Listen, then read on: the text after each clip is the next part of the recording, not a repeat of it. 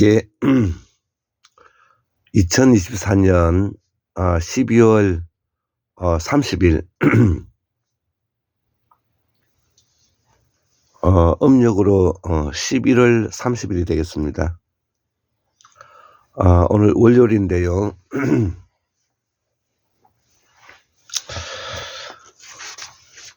오늘 그 학문 산책 247번째 마지막 5번째 강의를 한번 해보자 합니다.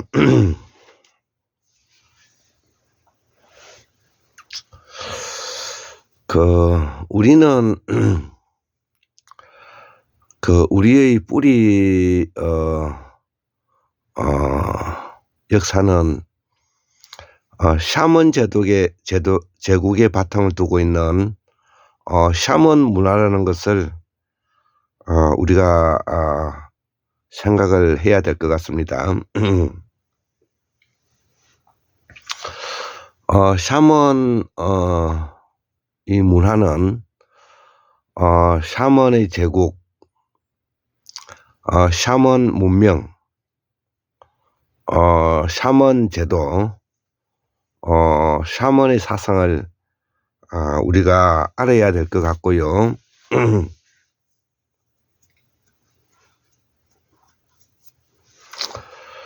또 이 샤먼의 문화를 이해하기 위해서는 우리의 그 조상들이 남방 문화권에서 살았던 순다 대륙 순다 환인 시대 때와 북방으로 진출해서 천축 강력과 천축 지방에 살았던 북방 문화권을 함께 이해해야 되겠습니다.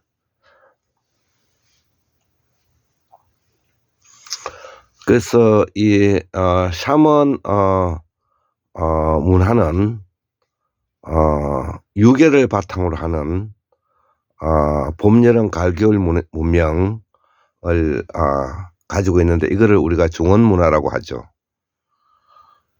봄, 여름, 가을, 겨울 문명이라는 것은 해와 달, 그리고 인간을 대표하는 금성의 천문학을 공부하는 것을 우리가 샤먼의 문명이라고 이야기하는 것입니다. 해와 달, 사람, 하늘과 땅과 사람, 요거를 우리가 샤먼 일체사상이라고 이야기를 하는 것이고요. 요 샤먼 일체사상을 한 보자기에 쌓여 있는 것을 우리가 삼지사상이라고 이야기하는 것입니다. 우리가 삼지 보따리, 삼지 담배, 삼지 가방 이렇게 하나로 이렇게 둘러싸여져 있다는 것이죠. 자, 그래서 이 삼지의 제도는 바로 해와 달 그리고 금성을 대표하는데요. 바로 이 금성이 바로 천문학이고 청동기와 밀접한 연관성을 가지고 있습니다.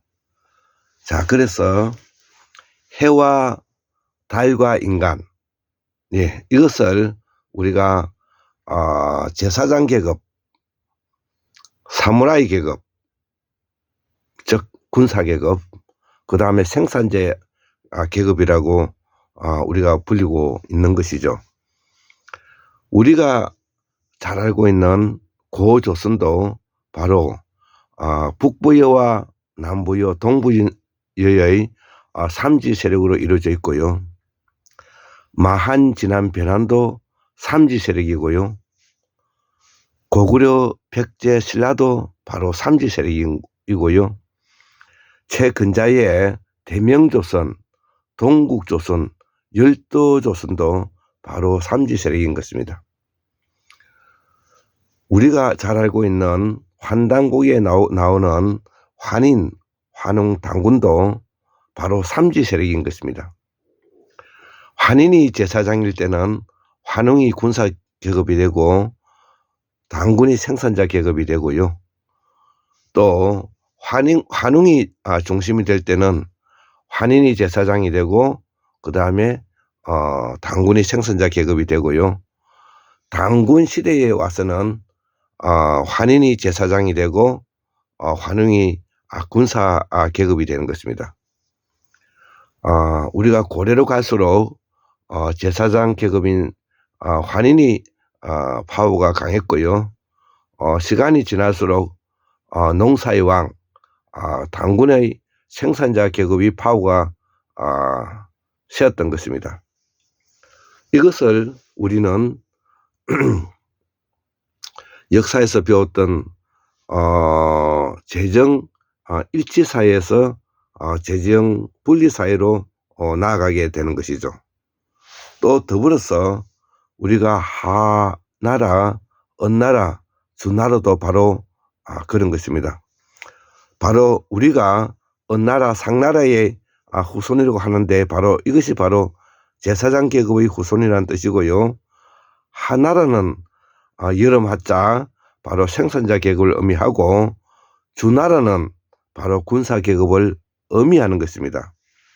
자, 그래서 공자의 선조들은 바로 언나라 사람인데 이 공자는 주나라에 태어나서 주나라의 종법 제도를 따르고 주나라의 예법을 따르고 주나라의 봉건 제도를 설계했던 대철학자인 것입니다.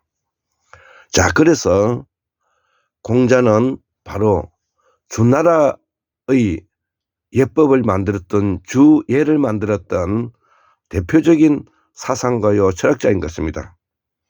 이를 못마땅하게 여겼던 바로 진시황은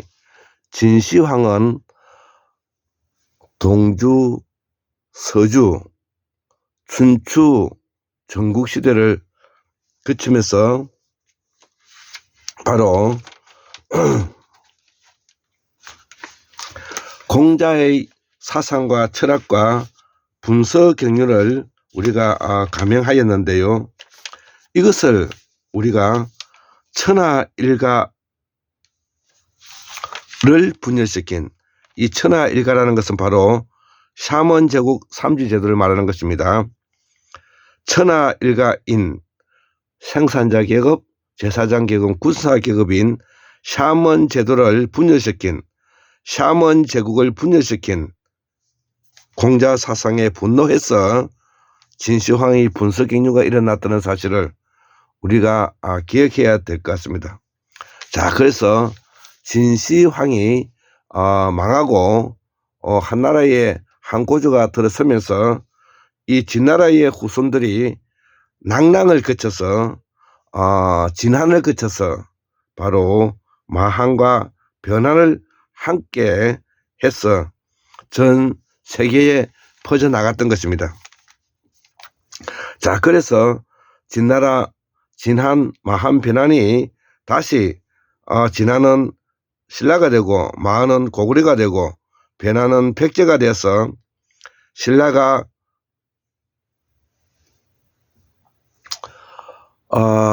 법흥왕 때 그 당시에 유행하였던 바로 불교를 공인하게 되고 불교를 받아들이면서 AD 527년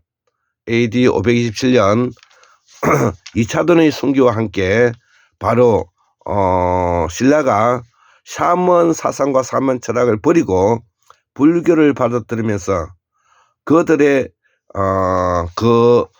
샤먼 사상과 샤먼 제도와 샤먼의 제도를 가지고 지금 현재 일본 열도로 건너가고 말았던 것입니다.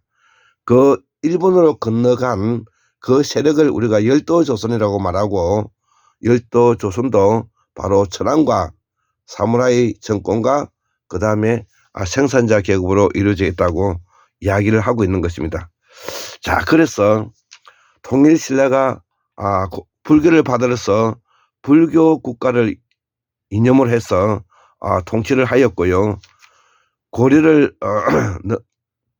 거쳐서 다시 이 조선을 거치면서 유교 철학의 주자학 성리학을 받아들이면서 바로 도학이 실현되었던 것입니다. 자, 그러면서 이미 불교 국가였던 통일신라와 고려에도 바로 형식적으로는 전제 왕공 국가의 황제의 나라였지만 그 내면에는 바로 생산자 계급과 군사 계급이 공존하고 있었던 것입니다. 자, 그렇기 때문에 신라와 고려만 하더라도 호족 중심의 분권화된 사회라는 것을 우리가 알 수 있는 것입니다. 권력은 오래되면 부패하고 망하기 때문에 고려가 망하게 되었고, 이것이 계기가 되어서 우리가 조선이 들어서게 되는데, 이거를 우리가 해동조선이라고 부르고 동국조선이라고 불렸던 것입니다. 자, 이때에 바로 진시황의 진나라를 이었던 진나라, 낭랑, 진한, 신라, 통일신라, 고려, 조선으로 이어지면서 바로 대명조선이 생산자 계급으로서 다시 나타나고, 일본에는 열도조선으로서 계속 사만의 제국이 펼쳐지고 있었던 것입니다. 자, 그러면서 우리가 이 조선조에 들어오면서 우리가 조선은 과연 어떻게 철학과 사상이 설계되었는가를 우리가 이해할 필요성이 있기 때문에 오늘 마지막 강의로서 이 부분을 설명하고자 합니다. 제가 요 앞에 지금 현재 있는 요 빨간 글씨로 쓰여져 있는 요 내용인데요. 자, 그래서 이 삼지제도는 바로 황제가 있고 그 다음에 귀족계급이 있는 것입니다. 귀족계급이 있고 그 귀족 계급 다음에 대부가 있고 그 다음에 사가 있는 것입니다. 이렇게 이루어져 있는 것이죠. 자, 그래서 우리가 수나라, 당나라 때만 하더라도 황제와 귀족의 형태로 이어져 있었고요. 또 당나라가 망하고 5대 식국을 거쳐서 송원 명청에 이어지고 있는데요. 요거를 우리가 생산자 계급을 대표하는 하나라의 후손인 바로 생산자 계급을 대표하는 삼지제도를 이야기하고 있는 것입니다. 이것이 바로 송나라 때 가장 번성하게 되었는데, 경제적으로 번성하게 되는데, 이를 우리가 강남 농법이라고 말하고, 이때 남송의 그 선비였던 주자가 주작을 들고 나와서 성리학을 완성시켰던 것입니다. 자, 그래서 이 주나라 때에 가지고 있었던 이 봉건제도를 이 송나라에 와서는 사대부로 이 공부를 시킬 수 있는 여건이 되었는데, 이때 이 사대부들이 할 수 있었던 그 내용은 바로 스스로 책을 만들 수가 있었고, 스스로 책을 살 수 있는 경제적인 기반이 있었고, 스스로 과거 시험에 볼 수 있는 실력 있는 사람들을 우리가 사대부라고 말하고, 이 사대부들 중에서 과거에 합격한 사람을 우리가 공무를 담당시켰다는 것이죠. 자, 그런데 여기에 바로 과거 시험에 합격하지 못한 사람들이 바로 관료가 되지 못하지 않았겠습니까? 바로 이 관료가 되지 못하고 시험에 합격하지 못한 사람들, 이 사람들을 우리가 이제 선비라고 하는데요. 사대부와 선비는 바로 한 끗 차이입니다. 시험이 걸리고 안 걸리고만 차이지 경제적인 기반이라든지 가문이라든지 여건이라든지 환경은 전혀 차이가 없다는 것입니다. 자, 그래서 이 사대부와 선비가 바로 이런 차이를 가지고 있고요. 그래서 이 선비는 공부 그 자체가 중요하여 인격을 겸비하는 사람으로서 도덕적이고 윤리적이고 인격적인 요소를 우리가 바탕으로 하기 때문에 이를 우리는 선비라고 말을 하는 것입니다. 그래서 이 선비들 중에서 바로 신원스판에 바탕을 두고 있는 실력자가 또 엄수를 통해서 또 공무를 담당하는 사대부가 되기도 하였던 것입니다.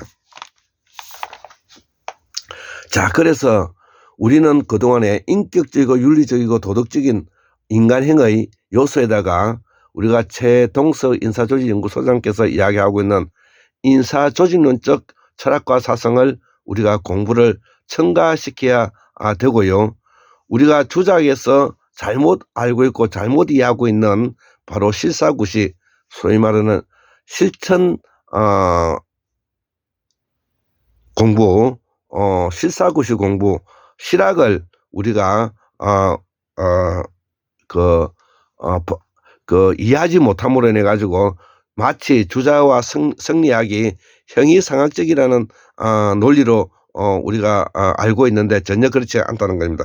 그렇기 때문에 인격적이고 윤리적이고 도덕적인 요소에다가 우리가 서구에서 발달됐던 인사조직론, 그 다음에 우리가 성리학에서 기본적으로 우리가 잘못 이해하고 있는 실학, 실사구시에 바탕을 두고 있는 실천 공부인 실학을 함께 공부해야만이 완벽한 인격을 가진 현대판 선비가 될 수가 있다는 것입니다.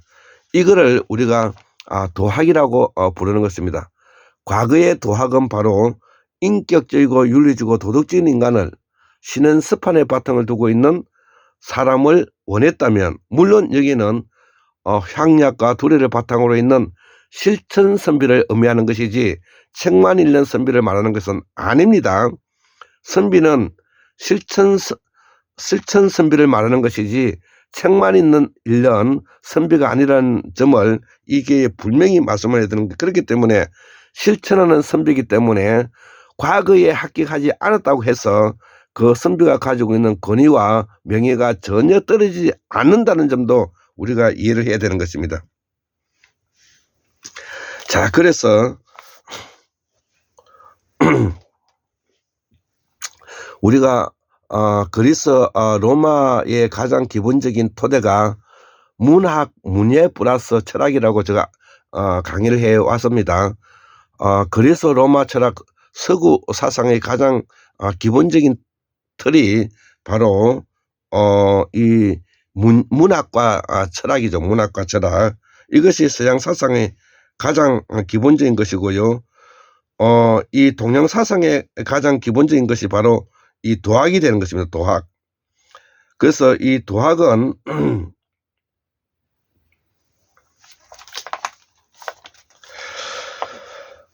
신유학이라고 부르는데, 이 도학을 다른 말로는 신유학이라고 부르는데, 이거를 우리가 주자학, 또 다른 말로는 뭐냐면은 성리학이라고 부르는데, 이것을 우리가 도덕적, 윤리적, 인격적 신은스판에 바탕을 두고 있는 사람을 우리가 도학자라고 말을 한다고 앞에서 말씀드렸습니다. 자, 그래서 이 사람들을 앞으로 어떤 부분이 우리가 더 보강되어야 되는 것을 제가 설명을 하고자 합니다. 자, 그래서 중앙정부에서 만들었던 학교가 황교라면, 그 다음에 바로 이 4.8을 중심으로 하고 있는 중소지주가 중심이 돼서 선비들 중심으로 이루어져 있는 것이 바로 서원이고요. 자, 그래서 이 성리학과 주작은 현실적이고 구체적이고 실질적인 사상을 바탕으로 두고 있는 보살 사상과 전혀 다르지가 않습니다. 승리학은 주자학은 보살 사상하고 완전 일치하는 것입니다. 현실적이고 실질적이고 구체적이다. 자, 그래서 우리가 그 현실적이고 실질적이고 구체적인 이 사상을 바로 주작을 바로 이 주저가 1179년도에 권농문이라는 이름으로 발표하였고 책이 있고요. 이 권농문에 나와 있는 이 내용이 바로 실사구시, 실학, 주자학, 주자집주. 자, 이것을 우리가 승리학과 주자학의 실천 도학이라고 표현할 수가 있는 것입니다. 자, 그런데 우리가 인조 반정 이후에 임진왜란이 1592년도에 일어나고 난 이후에 바로 남민족에서 북인이죠. 북인과 서인의 노론과의 권력 투쟁에서 서인 중에 노론이 권력을 쟁취하면서 여기에 대표적인 사람이 바로 송자라고 불려진 송시열인데요. 이 송시열에 와서 바로 주작을 바로 왜곡하고 잘못 이해시킴으로 해서 주자가 가리키고 있는 그 내용의 본뜻을 이해하지 못하고 주자가 가리키고 있는 주자 집주에 나온 내용들을 바로 율법적으로 이해함으로써 바로 이 주자 집주에 나와 있는 내용을 율법적으로 이해해서 이 조선 후기에 바로 나라가 망할 수 있는 그런 길을 만들었다는 것이죠. 자, 그래서 글자 한자만 틀려도 사문난적이라고 몰아세워서 숙청했던 이유가 바로 그런 것입니다. 자, 그러면 우리가 도학을 왜 배워야 되는고, 도학은 무엇인가? 앞에서도 이야기했다시피 주자학, 승리학을 바탕으로 하고는 실사구시와 실학을 바탕으로 하면서 인격적이고 윤리적이고 도덕적인 바탕 위에서 신앙습판을 바탕으로 하면서 서양 사상에서 나오는 인사조직 연구를 우리가 함께 이해해야 된다는 것입니다. 자, 그러면 이것을 완성해 가는 사람을 우리가 도학자라고 하는데, 그러면 오늘날에 이 시기에 도학자는 어떤 사람을 도학자로 가는가?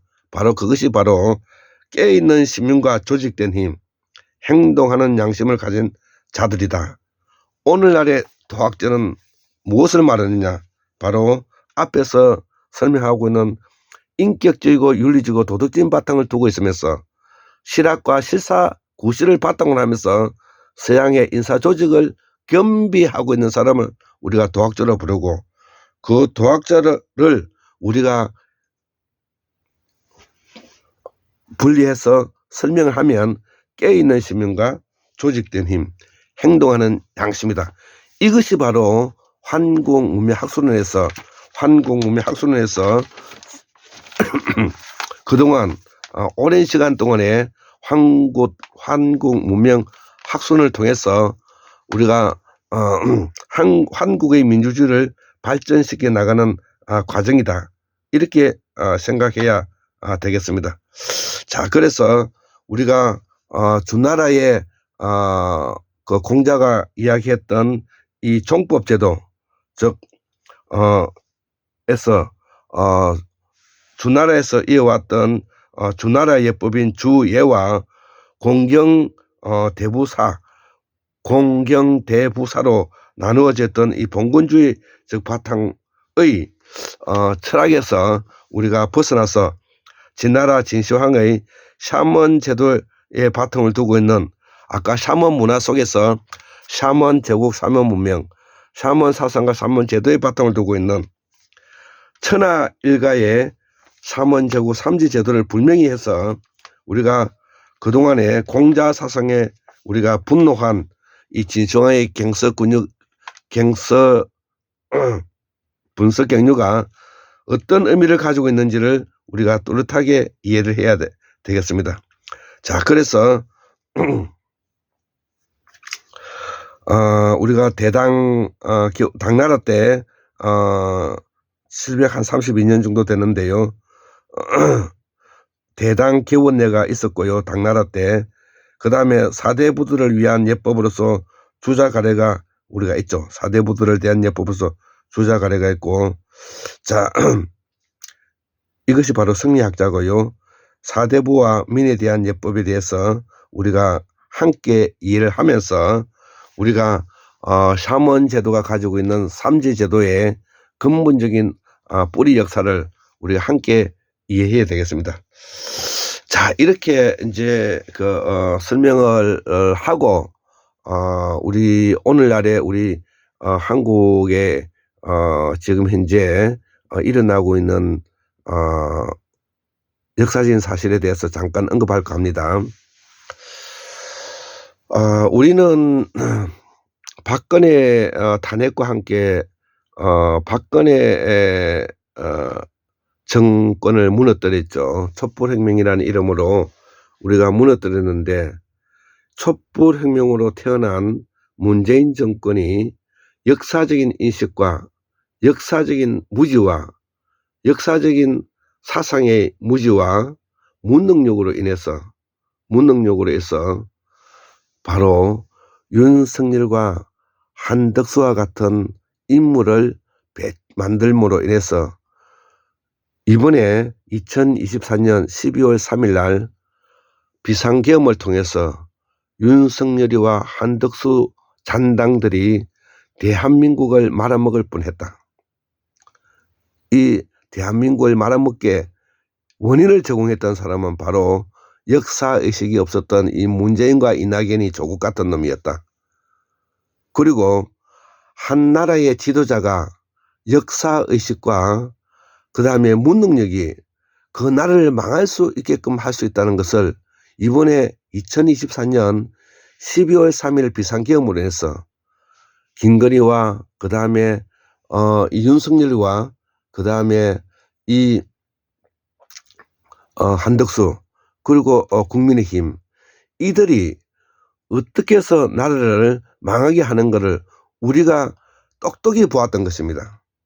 자, 그래서 과거에 제가 입에 거품을 물고 역사에 대해서 관심을 가지고 끊임없이 이야기를 할 때 윤석열 정부가 들었으면 나라가 망조가 오고 결국은 비상계엄도 일어날 수가 있고 나라가 망하게 될 것이라고 예전에 이야기했던 바가 있는데요. 그것이 무엇을 우리가 어떤 예언을 하고 점지하는 것이 아니라 우리가 공부를 하다가 보면은 인식의 작용과 인식의 추론과 인식의 반성을 통해서 우리는 충분히 알 수 있는 것입니다. 그 사람이 어떻게 살아왔고 어떤 길을 걸어왔고 어떤 거짓말을 하면서 오늘의 이 자리에 온 것을 우리가 알게 되면 사람은 바뀌지 않기 때문에 그 사람은 분명히 그 자리에서도 그런 짓을 하게 마련인 것입니다. 자, 그래서 윤석열과 한덕수와 같은 이런 자들이 바로 한국을 좀먹었던, 한국을 망하게 하였던 자들이라는 것을 우리 깨어있는 시민과 조직된 힘, 행동하는 양심을 가지고 있는 이 도학자들이 오늘날의 대한민국을 구하게 된 것입니다. 자, 그래서 이 도학자들은 앞에서도 설명했다시피 인격적이고 윤리적이고 도덕적인 물론 실사구시의 바탕을 두고 있는 신학적 사상과 서구의 인사조직론적 사상을 바탕으로 하고 있는 철학을 완비한 자로서 비록 관료사에 나가서고 관직에 있는 것은 아니지만 일반 생활인으로서 시민으로서 꾸준히 공부하는 사람을 우리가 도학자라고 말하는 것입니다. 자, 그래서 지금의 도학자는 바로 무엇이냐? 깨어있는 시민과 조직된 힘으로서 행동하는 양심을 가진 자로서 인격적이고 윤리적이고 도덕적인 요소를 가지고 있으면서 실사구시적 실학적 사상과 철학을 바탕으로 하면서 서구 유럽에서 인사조직론적 철학을 바탕으로 하고 있는 사람을 우리가 도학자라고 표현하는 것입니다.